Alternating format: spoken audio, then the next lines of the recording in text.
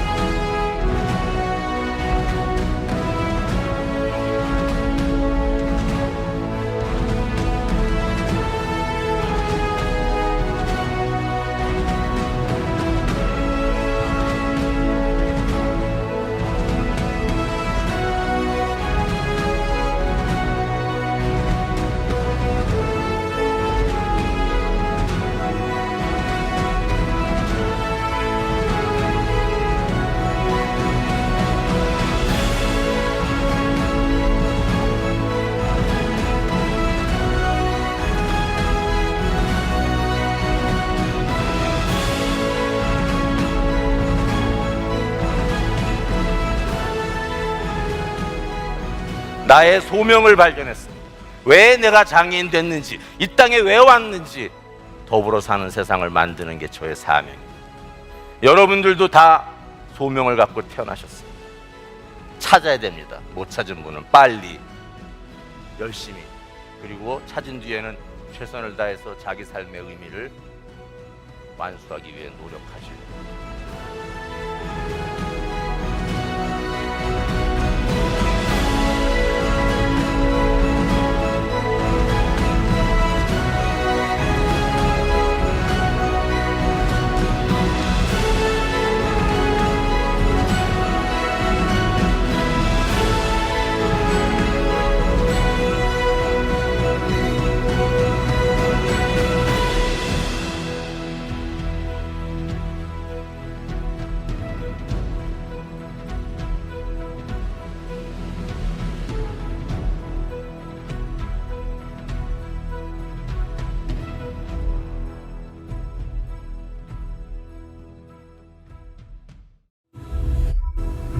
네.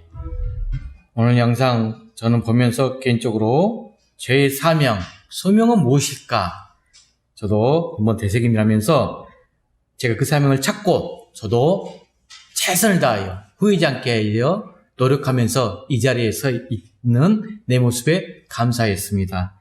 이 고정욱 작가, 여러분들 영상을 보면서 어떤 느낌을 받으시는가 모르겠지만 하나님의 세미한 음성을 들을 줄 알아야 돼요. 오늘 말씀 가운데 나올 것인데, 이 고정욱 작가님도 하나님께 자신의 신세, 자신의 상황 환경을 탓하면서 원망하며 비평하면서 나아갔을 때 하나님께서 찾아오셨어요. 왜 내가 하나님 장애인이 됐습니까? 이렇게 정말 불평스러운 말투로 하나님께 토론했을 때 정우가 이제 비로소 대답해 주마. 너처럼 말 잘하고 글도 잘 쓰고 똑똑한 장애인이 있어야 장애인의 아픔과 고통을 나 대신 세상에 알릴 수 있지 않겠니? 이 세미한 음성을 듣는 순간 이 고정욱 작가님은 모든 시각과 관점이 바뀌면서 사명을 깨닫고 지금 여러분 앞에서 많은 사람들을 세우고 살리는 귀한 역할을 하고 계신다는 것입니다. 그의 마지막 강의에서 했던 말, 우리에게도 되새김질 해보시길 바랍니다. 여러분들도 각자 이 땅 가운데서 분명히 사명, 소명받고 태어나셨습니다. 어떤 사명 가운데 내가 인생을 살아가고 있는지 그걸 찾아야 된다는 거예요. 찾지 못하신 분들은 빨리 찾아야 된다는 것입니다. 그래서 그 사명 가운데서 우리의 처한 아픔, 고통 피하지 않고 그 속에서 우리는 딛고 일어나서 우리 주변의 많은 사람들을 살리고 세우며 하나님의 영광을 위해 살아가는 우리의 모습들로 나아가기를 원하는 귀한 고종욱 작가님의 영상이었습니다. 사랑하는 성도 여러분, 오늘 저는 벼랑 끝에 설 때에 어떻게 해야 할까? 자, 질문을 던져봤습니다. 여러분은 어떻게 하고 해야 될까요? 오늘 말씀 열왕기상 17장 8절로 16절 말씀을 통하여 그 지혜의 답을 얻고자 합니다. 자, 우리가 인생을 살다 보면 내가 지금 벼랑 끝에 서 있는 것 같구나, 이런 생각이 들 때가 있어요. 자, 벼랑 끝에 서 있다고 하는 것, 어떤 상황이죠? 지금의 상황이 내 힘으로는 어떻게 할 수가 없어. 너무 힘들고 어려운 상황, 고통의 상황, 위기의 상황 가운데 직면해 있다는 것을 의미합니다. 그것이 가정의 문제가 되든, 경제적인 문제가 되었든, 건강의 문제가 되었든, 사업의 문제가 되었든, 아니면 영적인 문제가 되었든 간에 벼랑 끝에 선다고 하는 것은 우리에게 너무나 힘들고 고통스러운 일이 아닐 수 없어요. 자, 여러분들 한번 맞춰볼까요? 성경에 보면 벼랑 끝에 섰던 사람들이 나와요. 누구누구가 생각나세요? 벼랑 끝에 서 있어서 정말로 힘들고 어렵고 위기의 상황 가운데, 경험 가운데 극복하고 이겨낸 사람들, 누가 생각나십니까? 인물 한번 대보세요. 다윗, 또 생각이 잘 안 나요. 성경 인물. 자, 화면 한번 볼까요? 벼랑 끝에 섰던 사람들, 제가 이렇게 좀 정리해봤어요. 첫 번째로 출애굽한 이스라엘 백성들 한번 살펴보세요. 모세를 뒤따라 나왔지만 자신의 힘으로는 어떻게 할 수 없는 그 벼랑 끝에 섰던 상황이 뭐냐? 홍해바다가 탁 앞에 가로막고 있어요. 뒤에서는 애국 군대가 쫓아오고 있습니다. 도저히 어떻게 해볼 수 없는 상황에 놓여지게 되었죠. 또 다니엘 한번 봐보세요. 벼랑 끝에 섰던 사람이에요. 다니엘도 잘 나가던 다니엘, 그에게 어느 날 갑자기 위기가 찾아오죠.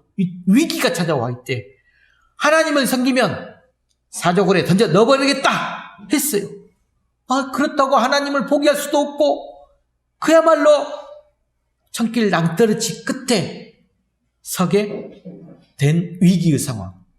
그러면 또 다니엘과 그 세 친구들, 사드락, 메삭, 아벳느고도 벼랑 끝에 서 있는 사람들이었어요. 친구들까지 우상에 절하지 않으면 불못불 속에 집어넣겠다, 그렇게 하니까 하나님을 믿는 자로서, 신앙 있는 자로서 우상 앞에 절할 수도 없고 안 하자니 뜨거운 불 속에 들어가야 하고. 자, 그럴 때 여러분 같았으면 어떻게 하겠습니까?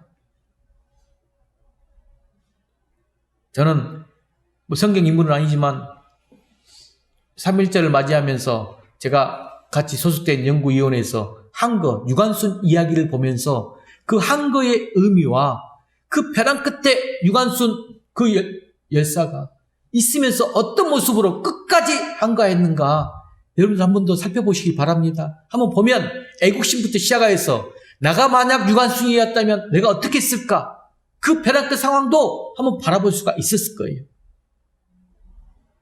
성경 인물에 다시 돌아오겠습니다. 우리가 잘 아는 요셉도 여러분 여러 차례 어떻게 보면 벼랑 끝에 몰렸던 사람이에요. 여러 차례 힘들어서 죽을 뻔할 수 있는 경험도 있었고, 애굽 땅에 노예로 팔려갔고, 보비달 집에서 주인이 요셉을 유혹하는데 그것을 거절했다가 억울하게 누명 쓰고 감옥에 들어가게 됩니다. 요셉의 삶. 근데 대표적으로 또 욥도 한번 봐보세요. 욥, 하나님을 잘 섬기는 의인이었어요. 그런데 어느 날 갑자기 큰 위기가 찾아왔잖아요. 자녀들이 무너진 집에서 깔려 다 죽어버립니다. 집과 재산 다 빼앗겨 버립니다. 심지어 자신마저도 고통스러운 병에 걸리고 맙니다. 그런데 또 아내는 욥을 저주하면서 떠나버렸습니다. 이보다 더 큰 고통이 어디 있겠습니까? 욥은 그야말로 어떻게 할 수 없는 벼랑 끝에 서게 된 것입니다. 다시 우리 세상 인물 하나 말씀드려볼까요? 이어령 교수님의 딸 이민아 목사님 이야기입니다. 여러분 잘 아실 거예요. 실제적인 삶 속에서 들어봤어요. 얼마나 힘든 벼랑 끝에 서 있었는가 그분의 삶의 모습을 보면 알 수 있는데 암 선고 받았어요. 그리고 죽도록 사랑했던 남자와 헤어져 버렸어요. 5살 된 자녀가 특수 자폐아 판정을 받게 됩니다. 실명의 위기가 찾아왔습니다. 그리고 가장 사랑하던 맏아들이 25살 나이에 돌연사하고 말았습니다. 와, 얼마나 힘들었겠습니까? 여러분, 우리도 마찬가지죠. 우리들도 나름대로 견디기 벅찬 벼랑 끝에 설 때가 살면서 한두 번쯤은 다 있었을 것입니다. 나이가 많든 적든 이 자리에 우리 윤경이가 제일 나이가 어리지만 윤경이도 벼랑 끝에 서 있을 때가 있었지. 한두 번은 있어요, 다. 아니면 지금 이 순간에도 아, 나는 지금 벼랑 끝에 서 있다. 이렇게 생각하시는 분들도 있을 것입니다. 그럴 때에 우리가 어떻게 해야 할 것인가를 생각해보고 거기에 철저하게 대비하는 성도들이 되는 것이 아주 오늘 중요합니다. 저는 개인적으로 목회자이지만 많은 사람들을 만나는 상담사라는 것을 여러분들이 알고 있어요. 정말 벼랑 끝에서 찾아오거든요. 그럴 때 그들에게 어떤 위로와 어떤 공감과 어떻게 하여서 그걸 헤쳐나갈 수 있게끔 도와주는 역할을 제가 하고 있는데 제 힘으로 하는 게 아닙니다. 성령 하나님께서 나를 통하여 나를 도구로 삼고 그들을 세우게끔 하시는데 오늘은 말씀을 통하여 여러분들에게 함께 나누고 싶은 거예요. 오늘 우리가 읽은 말씀에도 보면 벼랑 끝에 선 한 가여운 여인을 만나보게 되죠. 그녀는 외아들, 독자, 외아들을 둔 사르밧 과부였어요. 사르밧 제기 과부. 너무너무 가난했어요. 그러다가 극심한 지금 흉년으로, 가뭄으로 아들과 함께 마지막 남은 음식을 만들어서 먹고 죽으려겠다. 먹고 죽으려고 결심을 하고 있는 상황이에요. 자, 그 말씀 한번 읽어볼까요? 본문 12절 이야기. 자, 본문 12절 화면 보고 읽어봅시다. 시작. 그가 이르되 당신의 하나님 여호와께서 살아계심을 두고 맹세하노니 나는 떡이 없고 다만 통에 가루 한 움큼과 병에 기름 조금뿐이라. 내가 나뭇가지를 돌을 주었다가 나와 내 아들을 위하여 음식을 만들어 먹고 그 후에는 죽으리라. 정말로 불쌍한 여인이 아닐 수 없어요. 더 이상 먹을 것이 없어서 아들과 함께 죽으려고 지금 하는 상황. 참으로 불쌍한 여인의 모습입니다. 그런데 하나님께서 이때 선지자 엘리야를 그 집으로 보내고 있어요. 자, 8절 9절 읽어볼까요? 8절 9절을 보면 또 이해가 됩니다. 시작. 여호와의 말씀이 엘리야에게 임하여 이르시되 너는 일어나 시돈에 속한 사르밧으로 가서 거기 머물라. 내가 그곳 과부에게 명령하여 내게 음식을 주게 하였느니라. 자, 여기에서 보시면 엘리야가 굶지 않도록 위해서 사르밧 과부의 집으로 보내주신 것처럼 기록되어 있지만 사실은 그렇지 않아요. 지금 벼랑 끝에 서 있는 그 과부와 아들을 살리기 위해서 하나님이 엘리야 선지자를 그곳으로 보내주신 것이라는 거예요. 결론적으로 여러분, 이걸 보게 되면 죽기로 결심했던 두 모자가 다행히 죽지 않아요. 오히려 극심한 가뭄 속에서도 배불리 먹을 수 있도록 밀가루와 기름이 떨어지지 않게 해주셨어요. 벼랑 끝에서 겨우 벗어난 게 아니에요. 벼랑 끝에서 하나님의 놀라운 은혜와 축복을 누리게 된 것입니다. 자, 특별히 그래서 오늘 말씀 우리가 제목 가운데 말했죠. 벼랑 끝에 설 때에, 벼랑 끝에 내가 서 있다고 여겨질 때에 어떻게 해야 하는가, 이걸 우리에게 보여주고 있는 말씀입니다. 자, 그러면 한번 볼까요? 벼랑 끝에 서 있다고 생각할 때 내가 어떻게 해야 될까? 첫 번째, 한번 읽어볼까요? 노랗게 딱 해놨는데 시작. 우리가 벼랑 끝에 설 때에 절대로 두려워하지 말라. 두려워하지 말라. 자, 여러분, 우리가 벼랑 끝에 섰을 때 가장 먼저 찾아오는 불청객이 뭔지 아십니까? 위기와 상황과 정말로 내 감정이 복받쳐 힘든 상황 가운데 가장 먼저 찾아오는 불청객은 두려움이라는 거예요. 여러분, 두려움에는 장사가 없다, 이런 말도 있어요. 두려움이 홍수처럼 몰려옵니다. 나는 이제 죽었다. 나는 이제 끝났다. 이런 불안과 두려움이 우리에게 찾아와요. 그럴 때 우리는 그 두려움을 쫓아낼 수가 있어야 하죠. 근데 어려워, 쉽지 않아. 그래서 오늘 지혜를 지금 찾고 있는 거예요.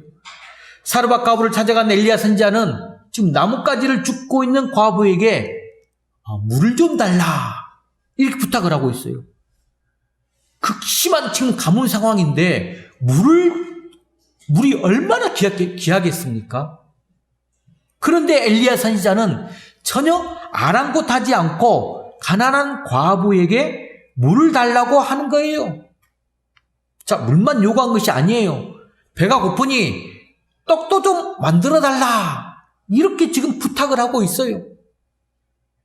세상에 온통 가뭄으로 먹고 살기가 힘든 상황에서 손님을 대접하는 것, 여러분 정말로 큰 부담이 아닐 수 없었을 것입니다. 여러분 같았으면 어땠을까요?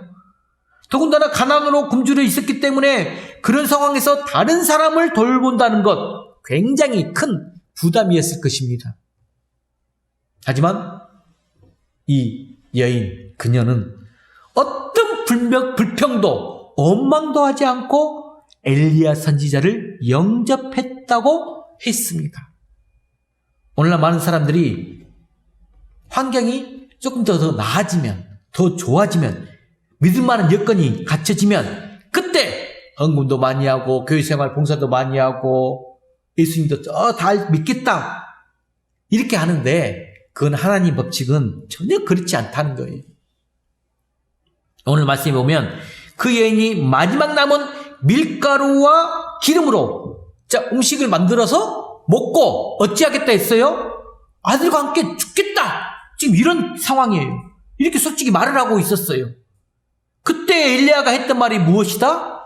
여러분 빨간 글씨로 다 해놨는데 두려워하지 말아라, 이거였어요. 자, 본문 13절도 한번 읽어볼까요? 그 내용이 자세히 나오고 있는데, 자, 본문 13절 같이 한번 읽어봅시다. 시작.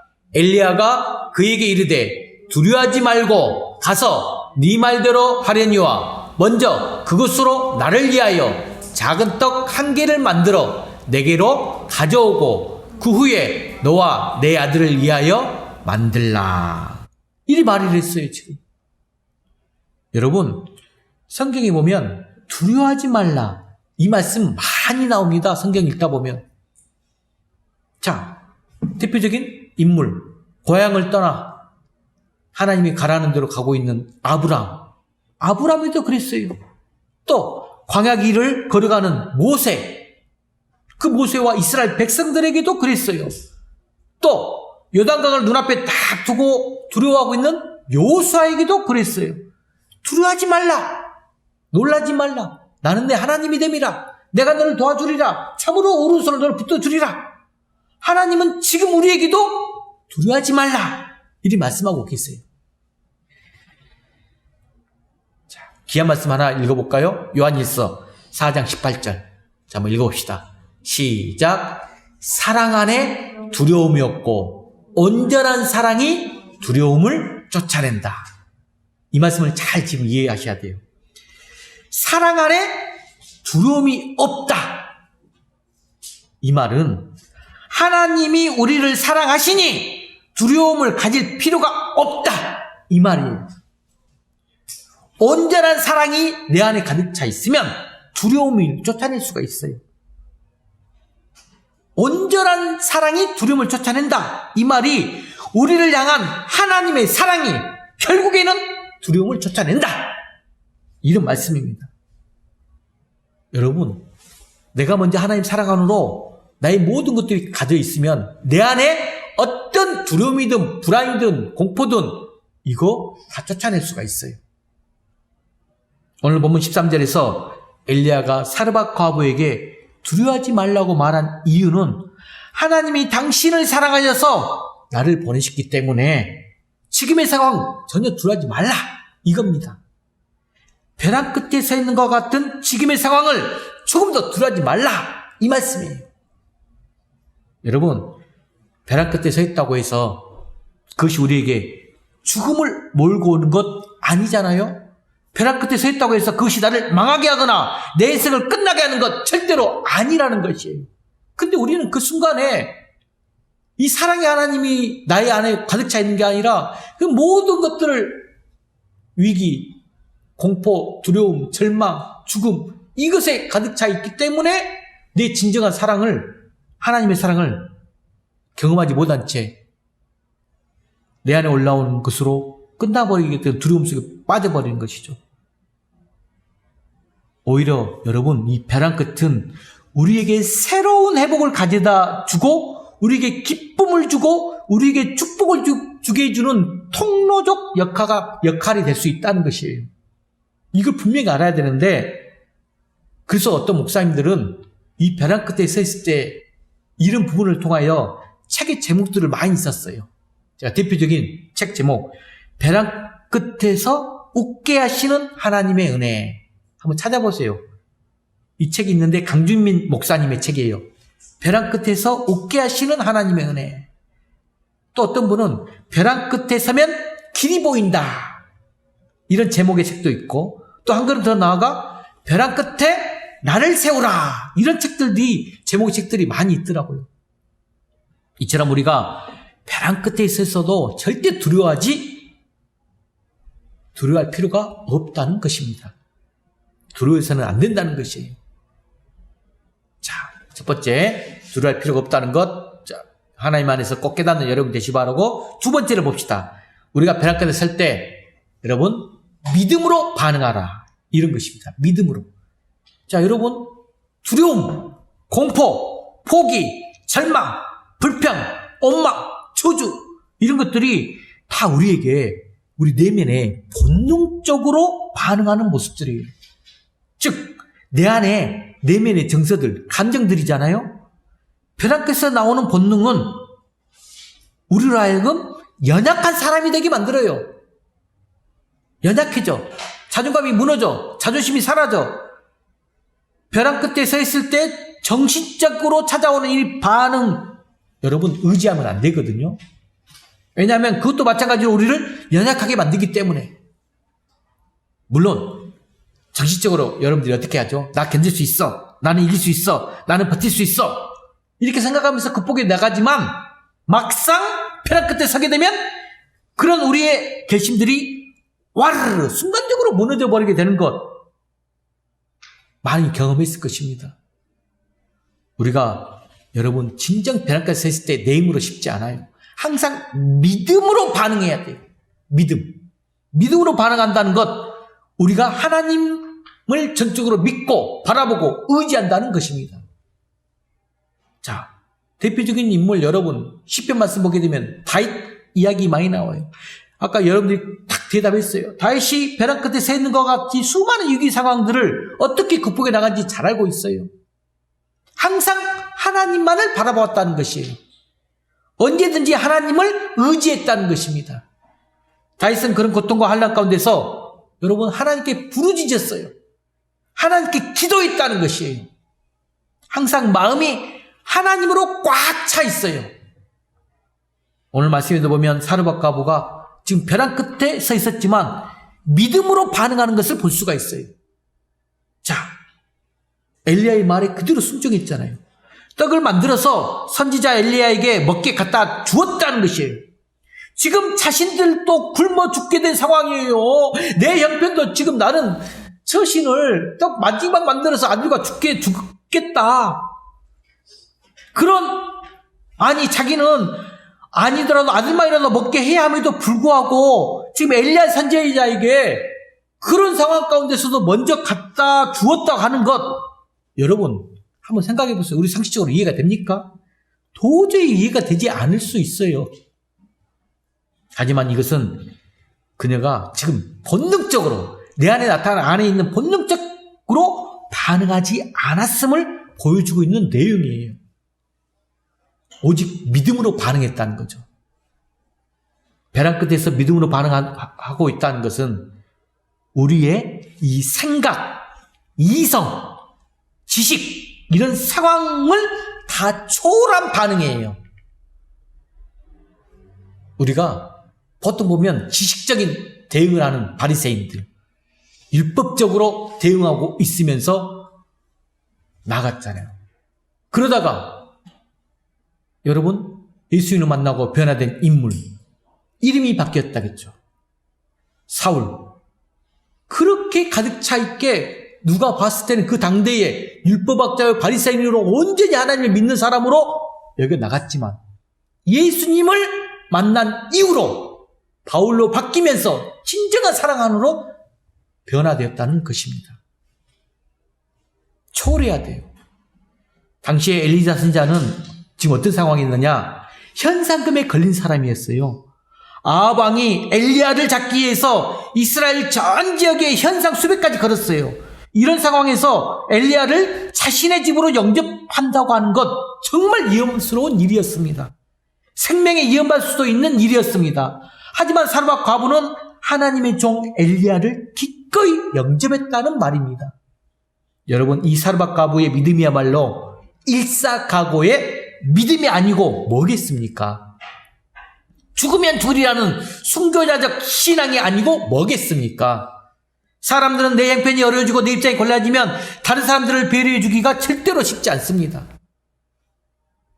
제가 유관순 한 거를 통하여서 나눔의 시간, 하브루타는 시간이 있었는데 여러분 꼭 한번 봐보시기 바랍니다.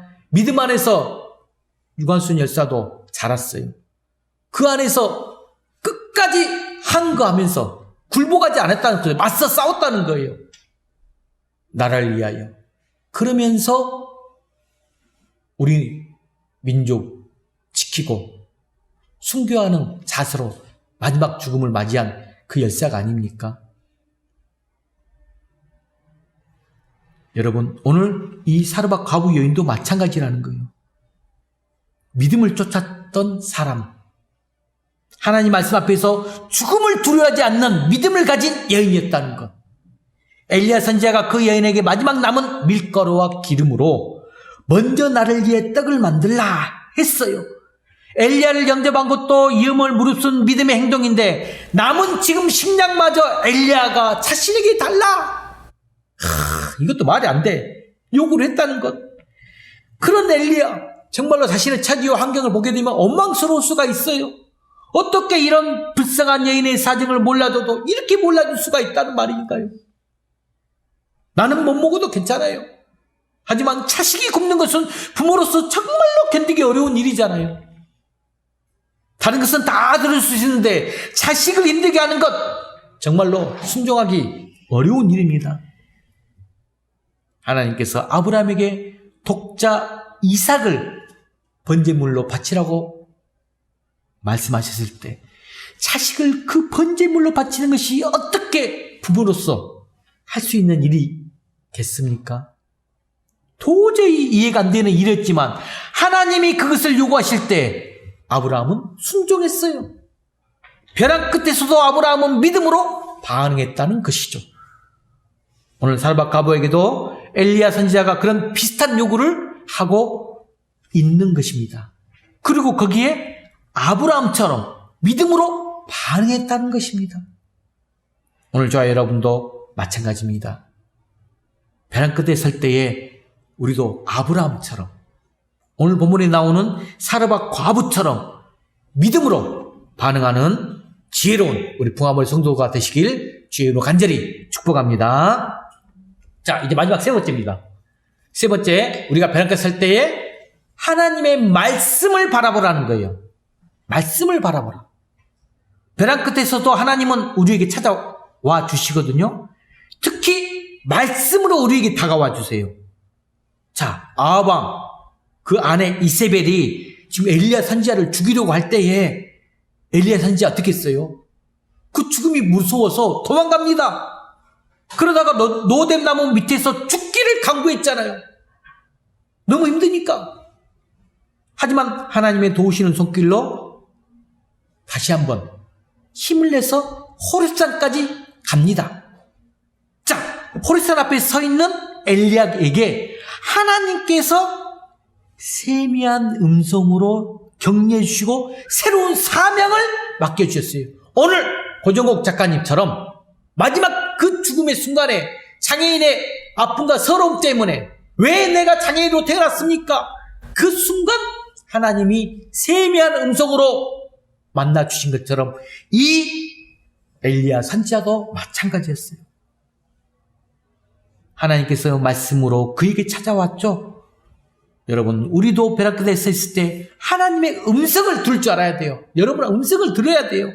하나님께 주신 음성은 뭐냐? 말씀이에요. 약속의 말씀. 약속의 말씀을 붙들어야 살 수가 있거든요. 그 말씀이 본문 14절이에요. 자, 어떻게 반응했는가 14절 한번 읽어볼까요? 시작. 이스라엘 하나님 여호와의 말씀이 나 여호와가 비를 지면에 내리는 날까지 그 통의 가루가 떨어지지 아니하고 그 병의 기름이 없어지지 아니하리라. 사르밧 과부에게 주신 약속의 말씀을 들려줍니다. 여호와께서 이렇게 말씀하셨다. 이 약속의 말씀이 벼랑 끝에서도 믿음으로 반응하는 결정적인 원동력이 되었다는 것이에요. 이 약속의 말씀을 듣고 사르밧 과부는 가서 엘리사 선지자의 말들 그대로 순종했다. 이렇게 기록되어 있습니다. 여러분, 우리가 벼랑 끝에 서 있을 때는 한순간에 기도마저 힘겹고 버거울 때도 있어요. 기도도 안 돼. 하지만 여러분, 그럴 때에 성경을 보시기 바랍니다. 성경을 보세요. 말씀을 끝까지 읽고 묵상해 보세요. 하나님께서 나에게 뭐라고 말씀하시는지, 그 순간에 나에게 뭐라고 약속하시는가를 한번 말씀을 묵상하다 보면, 곰곰이 생각 한번 해보다 보면 세미한 음성이 들리게 됩니다. 가뭄이 들면 사람의 인심도 각박해지기 마련이잖아요. 아들과 마지막으로 먹고 죽으려고 했던 떡을 자기에게 가져오라고 했으니 누가 그렇게 할 수 있겠습니까?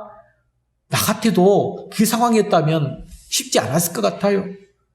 그 상황을 얼마든지 부정적으로 받아들일 수 있었습니다. 하지만 엘리야 선지자의 말을 믿고 그대로 순종했다는 것이에요. 이게 중요해요. 그렇게 할 때 그 통에 가루가 떨어지지 아니하고 그 병에 기름이 없어지지 아니하리라. 이게 바로 하나님의 법칙이라는 거예요. 하나님의 법칙. 여러분, 우리에게 약속하시고 우리는 그 약속을 믿고 나갈 때 그대로 이루어지는 것입니다. 오늘 우리에게 왜 하나님의 응답이 나의 삶을 살면서 나는 기도하고 간구하고 나는데 왜 응답이 잘 이루어지지 않는 것일까? 왜 나는 하나님의 응답이 되지 않는 것일까? 여러분, 그것은 우선순위가 잘못됐기 때문이라고 내가 말했어요. 우선순위가 잘못됐다는 거야. 우리는 항상 내가 먼저야. 내 이성적인 생각, 가치관, 판단, 또 내 의식주가 먼저야. 먹고 쓰고 남은 것을 하나님께 드릴 때가 많아요. 선택하고 결정할 때가 많아요. 하지만 하나님의 법칙은 하나님 중심으로 하나님을 먼저 드리고 섬기고 나가는 것이 이스라엘 하나님 여호와의 말씀이 그랬어요. 우리가 하나님 말씀을 믿고 순종하면 사르밧 과부에게 일어났던 기적이 오늘 저와 여러분의 삶에도 똑같이 일어나게 될 줄을 믿으시는 우리 부안의 모든 성도들 수 있기를 주의 이름으로 간절히 축복합니다. 자, 여러분, 이렇게 엘리야를 향한 대접, 하나님께 드리는 그녀의 순수한 믿음이었고 마음이었고 헌신이었어요. 순수함. 조금도 아까워하지 않았어요. 습관적으로 하지도 않았어요. 마지못해 하는 것도 아니었어요. 우리의 모습은 아깝기도 하고 습관적으로 하기도 하고 마지못해 하는 경우가 많잖아요. 여러분, 사르밧 과부 여인은 오직 순수한 믿음으로 하나님께 드린 것입니다. 예수님이 축사하시고 5,000명을 먹이고 12광주를 남긴 그 오병이어 기적도 여러분 어떻게 일어났죠? 어린아이의 순수한 보리떡 5개와 물고기 2마리를 예수님께 드린 한 어린아이의 헌신 때문에 가능한 일이었잖아요. 마지막으로 아들과 함께 먹고 죽으려 했지만 오히려 그것을 가지고 지금 사람을 살리는 일을 하려고 했던 것이에요. 마지막 그 순간에 하나님이 지금 역사하신 거예요. 이게 도대체 무엇을 의미합니까? 결국 그것을 내가 가진 것으로 살려고 하지 않았다는 거야. 그러지 않고 하나님의 주신 것으로 살려고 했기 때문에 가능한 일이다. 여러분, 이것을 참되게 지금 깨달아야 돼요. 엘리야 선지자가 사르밧 과부를 만나게 된 것은 결코 우연 아닙니다. 성경은 거기에 대해서 매우 구체적으로 말씀하고 있습니다. 당시에 다른 얼마나 흉년 가운데 과부들도 많아요. 수많은 과부들이 많았을 텐데 왜 하필이면 그녀에게 엘리야가 보냄을 받았을까? 이것도 한번 여러분들이 하부타적으로 생각을 해봐야 돼요.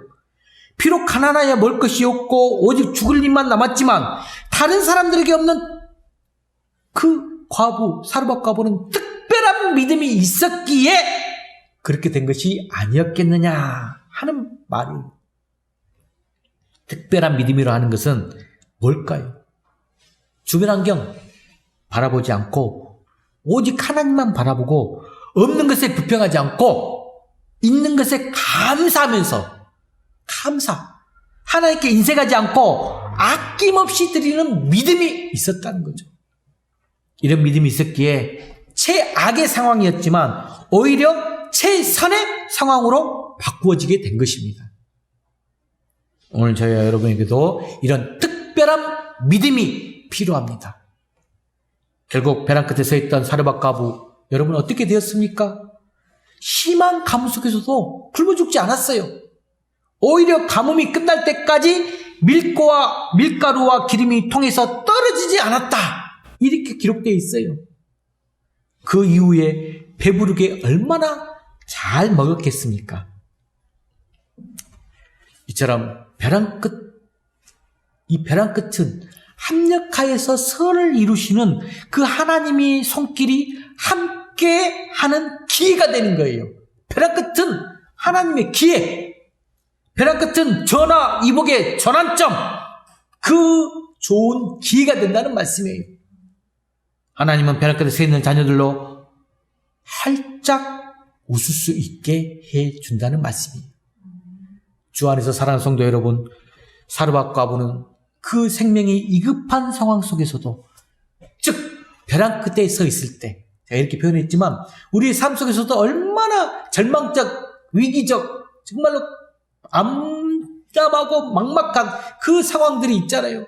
그런 상황 속에서 절대로 두려워하지 않았다는 것. 두려워하지 않고 주의 종을 선대했어요. 두 번째로 일사각오의 믿음을 가지고 나갔다는 것. 마지막으로 감당하기 어려운 상황 속에서도 하나님 말씀을 붙잡고 순종했다는 것. 우리도 예수님을 위해서라면 이런 죽을 각오가 되어 있어야 합니다. 제가 계속적으로 유관순 열사 한 거 이야기를 하는데 마지막 죽음의 그 순간까지도 그 영화를 보게 되면 이런 대목이 나와요. 한 번만 비겁하면 되는데 왜 나는 그러느냐? 그 감옥 안에서 그런 말이 나와요. 한번 보시면 신앙적 관점에서도 많은 것들을 우리가 적용해 볼 수가 있고 정말로 내 자신을 한 번 더 나라와 애국심도 띄울 수 있고 하나님의 관점에서도 우리가 볼 수 있는 내용들이 많이 나와요. 여러분, 주님이 원하시면 나를 드리겠습니다. 주님을 위해서라면 생명을 바치겠습니다. 이런 믿음을 가져야 합니다. 믿음은 반드시 이런 순종이 뒤따라와야 하는 것입니다. 순종하는 모습이 꼭 보여야 돼요.